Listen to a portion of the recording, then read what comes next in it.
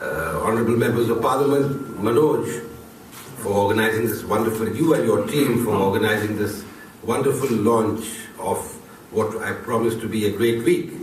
I think it's important that you're doing this at this time in the summer because half of Delhi and Mumbai are here and they meet the other half in London, so that's wonderful.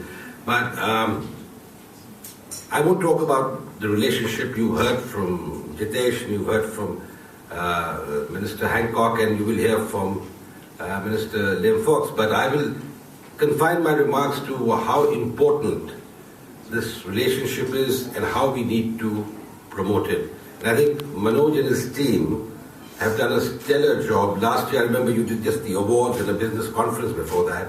And this year you've got ambitious and done a whole week, which is truly commendable.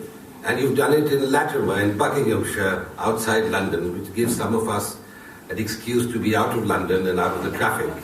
But I think it's very important that the two countries, which share so much in common and have such a robust and vibrant relationship, ensure that our true potential that the two countries have, the true potential is tapped, and what we can do for each other. Obviously it's a mutually reinforcing, mutually beneficial relationship. And we must realize that, because otherwise it's not going to be a win-win situation for both sides. And I think Prime Minister Shri Narendra Modi's visit for Chogam, and of course, more importantly, in my opinion, the fantastic bilateral segment of his visit clearly proves that there is resonance on both sides. As the United Kingdom leaves the European Union, and as India grows and grows steadily yet surely, I think there is this definite match.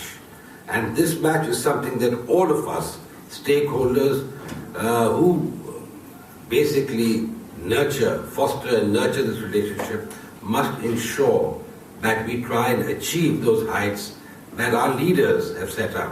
The vision statements of both the Prime Ministers form the basis of what we are able to do. And Dr. Fox will recall that when Minister Prabhu was here for the JETCO meeting in January, there was a joint trade review, and that was held up later on in April as an example to the Commonwealth of what two countries can do.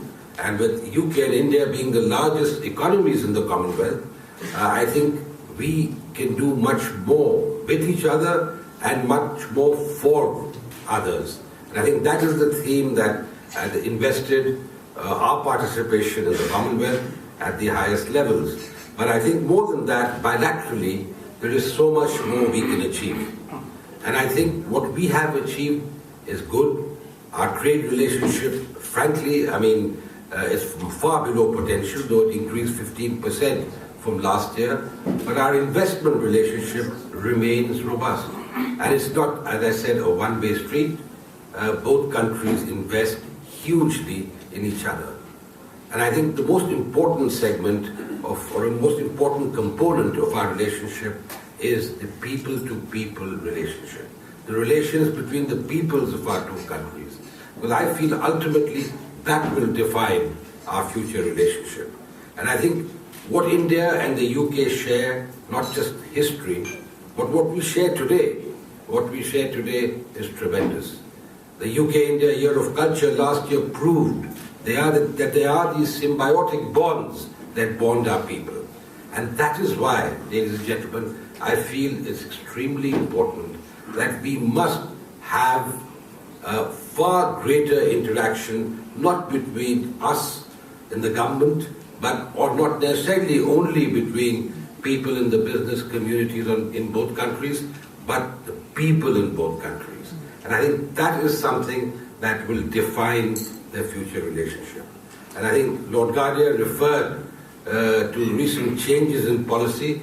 I think it's a question of demand and supply. You need more doctors, we will give you those doctors. We need those doctors back home too. So if they acquire the expertise here in the NHS system, please send them back. Because we require them too. But ours is a free country, and we believe in free movement of people.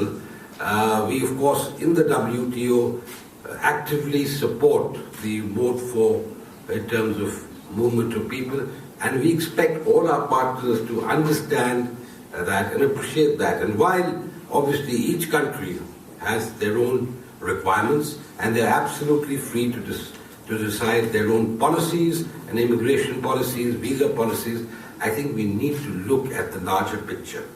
So when we go in for negotiations for a free trade agreement, for instance, after the UK has left the EU, obviously there will be priorities on both sides. And we will need to see how we can match those priorities. Because obviously it has to be a win-win situation for both the countries.